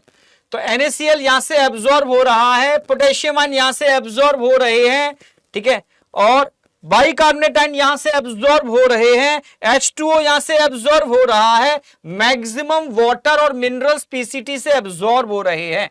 क्लियर है बिल्कुल? एनसीईआरटी की लाइन। और एनसीईआरटी कह रही है पीसीटी में अमोनिया और एच आयन को हम सीक्रेट करते हैं, अमोनिया एच आयन को हम सीक्रेट करते हैं, पर एनसीईआरटी थ्योरी में यह भी बोलती है, डायग्राम में ये दिखा रखा है, थ्योरी में एनसीईआरटी ने लिखा है कि अमोनिया एच आयन के साथ साथ पोटेशियम आयन को भी सीक्रेट किया जाता है पीसीटी में। दोनों एक साथ लेके चल रहा हूं मैं। तो पीसीटी में सीक्रेशन हो गया और पीसीटी से एब्जॉर्प्शन हो गया ब्लड के अंदर, जो उसके अराउंड ब्लड कैपिलरीज हैं। क्लियर है बिल्कुल? यहां तक क्लियर होगा? आगे देखते हैं। अब पीसीटी के बाद हम बात करने वाले हैं किसकी? Loop of Henle. हम बात करने वाले हैं लूप ऑफ हेनले। ध्यान से देखना, अगर मैं लूप ऑफ हेनले की बात करता हूं तो डिसेंडिंग लूप ऑफ हेनले के अंदर कुछ भी सीक्रेट नहीं होता। अभी बताया था ना मैंने, सीक्रेशन नहीं होता, एब्जॉर्प्शन होता है। किसका एब्जॉर्प्शन हो रहा है? वाटर, ओनली वाटर का एब्जॉर्प्शन हो रहा है, ओनली वाटर का एब्जॉर्प्शन हो रहा है, सीक्रेशन नहीं हो रहा। ओनली वाटर का एब्जॉर्प्शन हो रहा है, सीक्रेशन नहीं हो रहा। ठीक है, तो डिसेंडिंग हो गया। अब हम बात करेंगे असेंडिंग। असेंडिंग थिन भी होता है और थिक भी होता है। ठीक है, तो अगर मैं असेंडिंग की बात करूं तो आ जाओ ascending.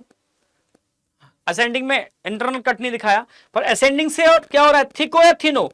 NaCl NaCl NaCl NaCl, तो यहां से ओनली NaCl का एब्जॉर्प्शन होता है। कहां होता है? इसके अराउंड जो ब्लड वेसल्स होते हैं उसके अंदर। ठीक है, ओके। सीक्रेशन स्मॉल अमाउंट में यूरिया का होता है, वो हमने यहां नहीं दिखाया, बता दिया एनसीईआरटी के डायग्राम में हम बता देंगे। ठीक है, आगे बढ़ते हैं। अब बात करते हैं हम DCT, डिस्टिल कॉन्वोलेटेड ट्यूब। अब DCT में दो बातें ध्यान रखना, क्या एब्जॉर्ब हो रहा है? NaCl एब्जॉर्ब हो रहा है, वाटर एब्जॉर्ब हो रहा है, बाइकार्बोनेट एब्जॉर्ब हो रहे हैं। क्या सीक्रेट हो रहा है? पोटेशियम आयन और H आयन। पर अमोनिया एनसीईआरटी में डायग्राम में यही दे रखा है, पर अमोनिया थ्योरी में बोला है अमोनिया का भी सीक्रेशन होता है। ये सीक्रेशन अंदर डाल रहे हैं, एब्जॉर्प्शन यहां से ब्लड में जा रहा है। सीक्रेशन इसके अंदर और एब्जॉर्प्शन यहां से सीधे, ठीक है, ब्लड के अंदर। समझ में आया? ये एनसीईआरटी के डायग्राम को एक्सप्लेन करने की कोशिश कर रहे हैं आपको। ठीक है, चलो आगे बढ़ते हैं। अब बात करेंगे हम कलेक्टिंग डक्ट। कलेक्टिंग डक्ट में ध्यान से देखो, कलेक्टिंग डक्ट के अंदर ध्यान से देखो तो यूरिया, स्मॉल अमाउंट में यूरिया यहां से एब्जॉर्ब हो रही है, ये डिफ्यूज हो रही है यूरिया, और वाटर यहां से होता है, और वाटर भी होता है। स्मॉल अमाउंट में NaCl भी यहां से डिफ्यूज हो जाता है, कंसंट्रेट हो जाता है इसलिए। ठीक है, तो मेनली फोकस करना है एनसीईआरटी के अकॉर्डिंग यूरिया के ऊपर और वाटर के ऊपर, यूरिया के ऊपर और वाटर के ऊपर। तो ये हो गया इसका पार्ट, समझ में आ गया होगा। ये फाइनली कहां से क्या हो रहा है हमने कंक्लूड करके दिखा दिया। ये सारे आयन यहां से सीक्रेट हो रहे हैं, ये एब्जॉर्ब हो रहे हैं, सीक्रेट हो रहे हैं, एब्जॉर्ब हो रहे हैं एनसीईआरटी के डायग्राम के according. Secretion absorption, secretion absorption. Descending loop के अंदर देखो, ध्यान से देखोगे, ये ओनली और ओनली एब्जॉर्प्शन, सीक्रेशन नहीं हो रहा। असेंडिंग लूप के अंदर NaCl का क्या हो रहा है? एब्जॉर्प्शन हो रहा है। ठीक है, सीक्रेशन यहां नहीं दिखाया हमने। ठीक है, ओनली एब्जॉर्प्शन, यहां ओनली एब्जॉर्प्शन। ठीक है, डिसेंडिंग में कुछ सीक्रेट नहीं होता। असेंडिंग में स्मॉल अमाउंट में यूरिया का सीक्रेशन हो जाता है, स्मॉल अमाउंट में यूरिया का सीक्रेशन। ठीक है, और कलेक्टिंग डक्ट में तीनों में बताई दिया आपको। NaCl भी स्मॉल अमाउंट में एब्जॉर्ब हो रहा है, ठीक है, यूरिया हो रही है और साथ में वाटर हो रहा है। तो ये आपको मैंने कंक्लूड कर दिया कि PCT, DCT, loop of Henle और कलेक्टिंग डक्ट के किस किस पार्ट से क्या क्या चीज सीक्रेट या एब्जॉर्ब हो रही है। अल्ट्राफिल्ट्रेशन आपको क्लियर ही है। ठीक है, चलो वापस आते हैं, आगे बढ़ते हैं, वापस आते हैं, समझने की कोशिश करना। ठीक है, अब हम बात करेंगे function of tubules. Function of tubules के ट्यूब्यूल्स के किस पार्ट का फंक्शन क्या है। जैसे पीसीटी की हम बात करते हैं, ठीक है, पीसीटी में मैक्सिमम रीअब्जॉर्प्शन हो रहा है, no doubt, maximum reabsorption PCT से होता है। 70 to 80% वाटर यहीं से रीअब्जॉर्ब होता है। ठीक है, 70 to 80% वाटर पीसीटी से ही रीअब्जॉर्ब होता है, समझे? समझ गए ना? आगे चलते हैं। ठीक है, इसके अलावा जो सबसे इंपॉर्टेंट चीज है, जो क्वेश्चन जो बनेगा, अब तक नहीं बन रहे हैं पर अब बनेंगे। मान लो ये पीसीटी है, ये पीसीटी है, ये सब ट्रिक्स हैं, अब क्वेश्चन बनेंगे, अब तक नहीं बने, सब निकाली हुई है खुद की। ठीक है, कहीं अब तक इस तरीके की ट्रिक्स नहीं थी। ठीक है, अब जैसे क्वेश्चन ऐसे आएगा, यह है पीसीटी,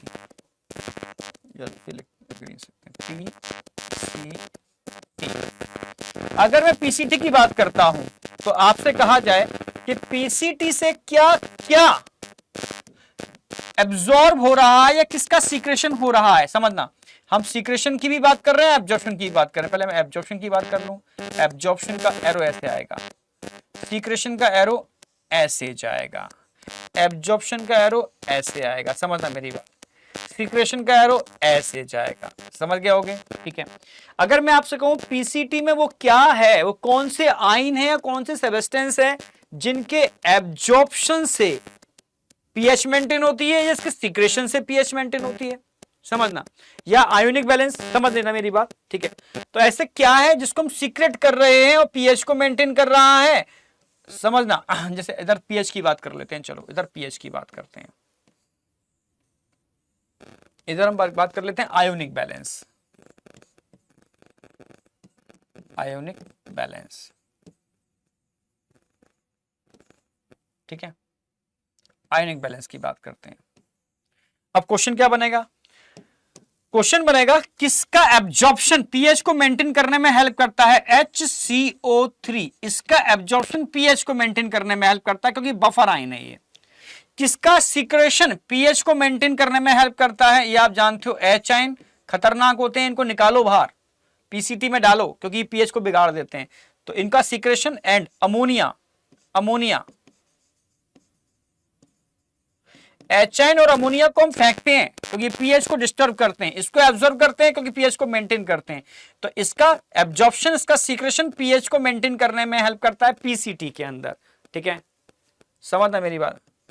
ऐसे क्वेश्चन आएगा आयोनिक बैलेंस, किसका एब्जॉर्प्शन, आप बोलोगे पीसीटी में सोडियम आयन का एब्जॉर्प्शन हो रहा है, पीसीटी में पोटेशियम आयन का एब्जॉर्प्शन हो रहा है, ठीक है, आप समझ रहे हो।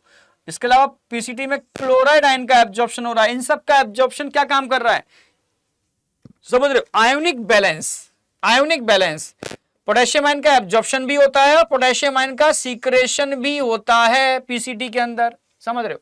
पीसीटी में पोटेशियम आयन एब्जॉर्ब भी होते हैं, पोटेशियम आयन सीक्रेट भी होते हैं, एनसीईआरटी में साफ साफ दे रखा है, ठीक है।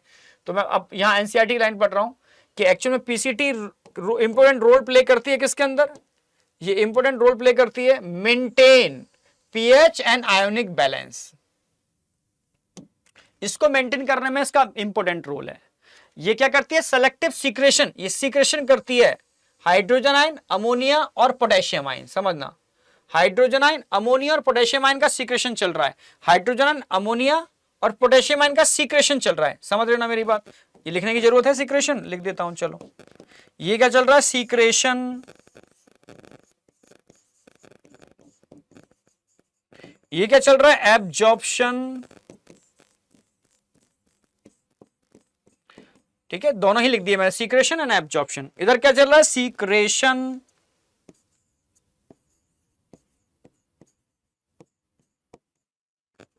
ये क्या चल रहा है, एब्जॉर्प्शन,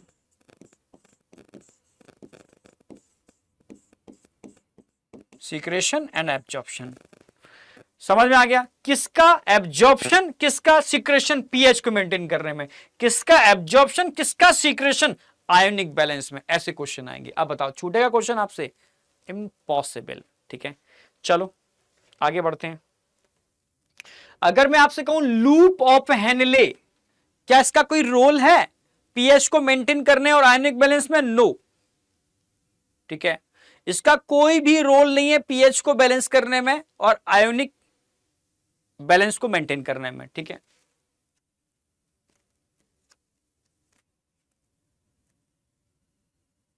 ठीक है, अच्छा किसमें रोल प्ले कर रही है, अब ये रोल प्ले कर रही है, play significant role in the maintain of high osmolarity in medullary interstitial fluid, ये मेडुलरी फ्लूइड में ऑस्मोलरिटी को मेंटेन करने में हेल्प करता है बस, ठीक है, ये पीएच को मेंटेन करने में हेल्प नहीं करता।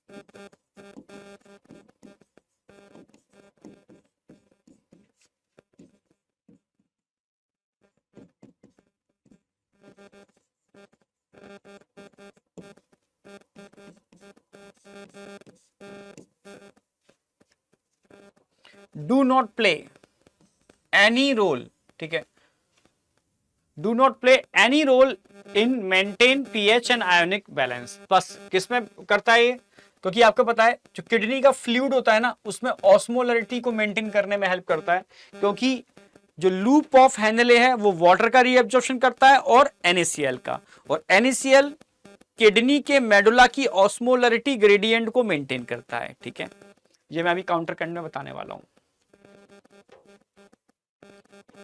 नेक्स्ट, हाँ, डिस्टल कन्वोलेटेड ट्यूब, ये क्वेश्चन आएगा।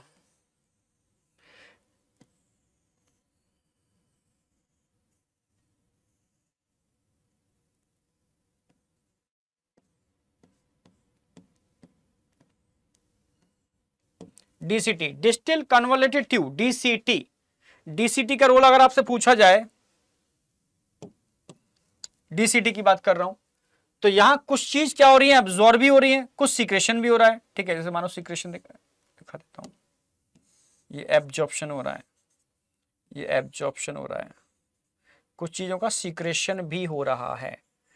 इधर बात करता हूं पीएच की, इधर बात कर लेते हैं आयोनिक बैलेंस।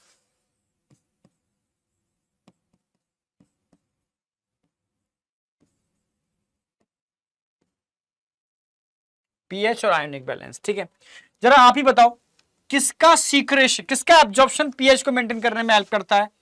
एब्जॉर्प्शन डीसीटी, तो डीसीटी से बाइकार्बोनेट आयन एब्जॉर्ब होते हैं, HCO3 आयन एब्जॉर्ब होते हैं, इसमें तो कोई डाउट है ही नहीं।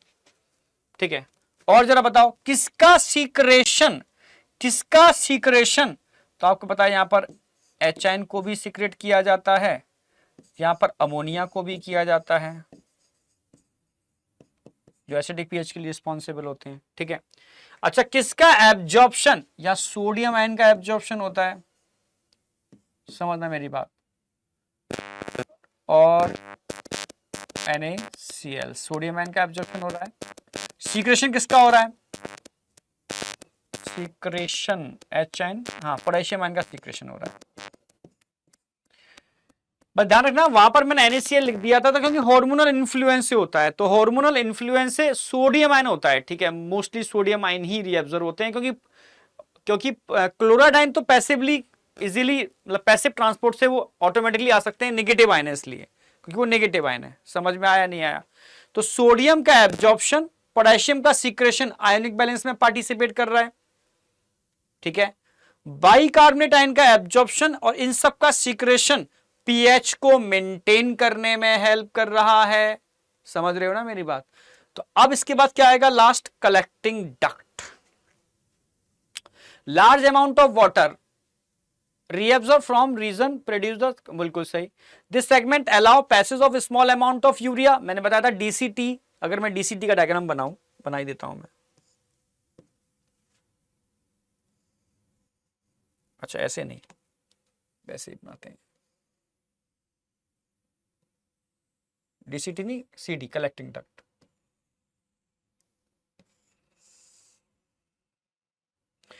एक तो मैंने कलेक्टिंग डक्ट में आपको बताया था, कलेक्टिंग डक्ट के अंदर यहां से यूरिया रीअब्सॉर्ब होती है, समझाया था मैंने, स्मॉल अमाउंट में urea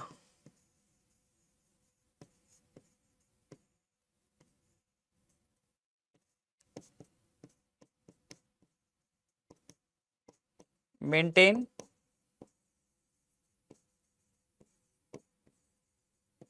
osmolarity in matrix of kidney. Kidney के मैट्रिक्स की ऑस्मोलरिटी को मेंटेन करने में यूरिया इंपॉर्टेंट रोल प्ले करती है। हाँ, अब दो बहुत इंपॉर्टेंट चीज, ठीक है, यहां पर हम ओनली सीक्रेशन कर रहे हैं। कलेक्टिंग डक्ट में बताओ एब्जॉर्प्शन किसका होता है? एब्जॉर्प्शन सिर्फ यूरिया का होता है, और जो किस में हेल्प करती है? ये हेल्प करती है ऑस्मोलरिटी को मेंटेन करने में किडनी के मैट्रिक्स या फ्लूइड की, जो काउंटर करने बताने वाला हूं। ठीक है, यहां सीक्रेशन या तो एच आयन का सीक्रेशन हो रहा है या पोटेशियम आयन का सीक्रेशन हो रहा है। ठीक है, एच आयन का सीक्रेशन पीएच को मेंटेन करने में हेल्प करता है, या आप जानते हो पीएच को मेंटेन करने में हेल्प करेगा ये आयोनिक बैलेंस में, आयोनिक बैलेंस में। एक क्वेश्चन बनता है कि नेफ्रॉन का वो कौन सा पार्ट है जो पीएच और आयोनिक बैलेंस में हेल्प करता है? आप बोलोगे पीसीटी करता है, आप बोलोगे डीसीटी करता है, कलेक्टिंग डक्ट करता है, पर लूप ऑफ हेनले नहीं करता। ठीक है, लूप ऑफ हेनले में का इसका कोई रोल नहीं है, ठीक है, ध्यान रखना है आपको, या कौन सा करता है तो उसमें सब में से लूप ऑफ हेनले टिक करके आना है, ठीक है।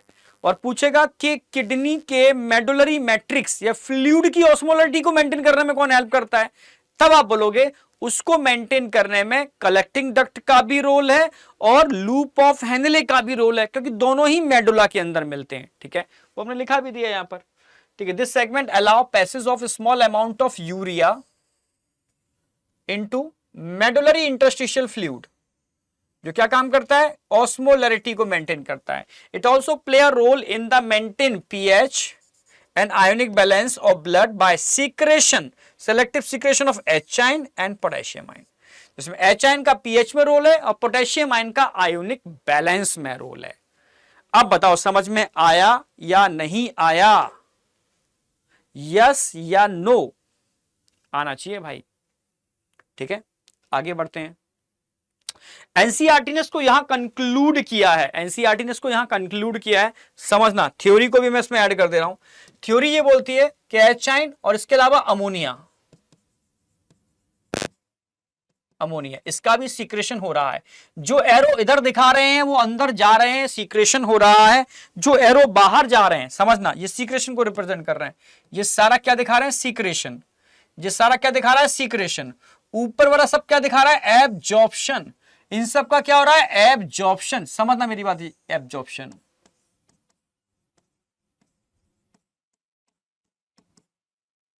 ये सब क्या हो रहा है, सीक्रेशन।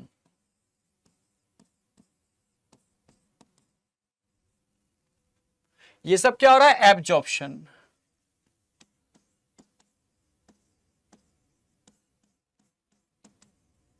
ये सब क्या हो रहा है, सीक्रेशन। एक तो ये समझ में आ गया होगा कहां सीक्रेशन हो रहा है, कहां एब्जॉर्प्शन हो रहा है, ठीक है। पोटेशियम आयन का यहां पर एब्जॉर्प्शन भी हो रहा है और पोटेशियम आयन यहां पर सीक्रेट भी होते हैं, ठीक है। तो अमोनिया को सीक्रेट करते हैं, अच्छा अमोनिया तो लिखा ही हुआ है, सॉरी, अमोनिया तो यहां लिखा ही हुआ है, पोटेशियम आयन लिखना है।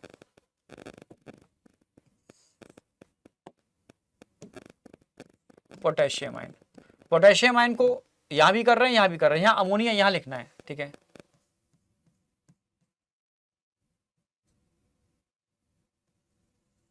यहां पर अमोनिया का हो रहा है, ठीक है। अब परफेक्ट हो गया। जो डिसेंडिंग लूप है ओनली वाटर के लिए परमेबल होता है, असेंडिंग लूप है वो NaCl के लिए परमेबल होता है, ठीक है। अगर मैं यूरिया की बात करता हूं, यूरिया यहां से क्या हो रही है, एब्जॉर्ब। यहां यूरिया का क्या हो रहा है, सीक्रेशन। समझना, यूरिया का यहां सीक्रेशन हो रहा है पर यहां एब्जॉर्प्शन हो रहा है, दोनों ही चीजें साथ साथ हैं, ठीक है। लिख देता हूं मैं इसको, ये यूरिया क्या हो रही है यहां पर, एब्जॉर्ब,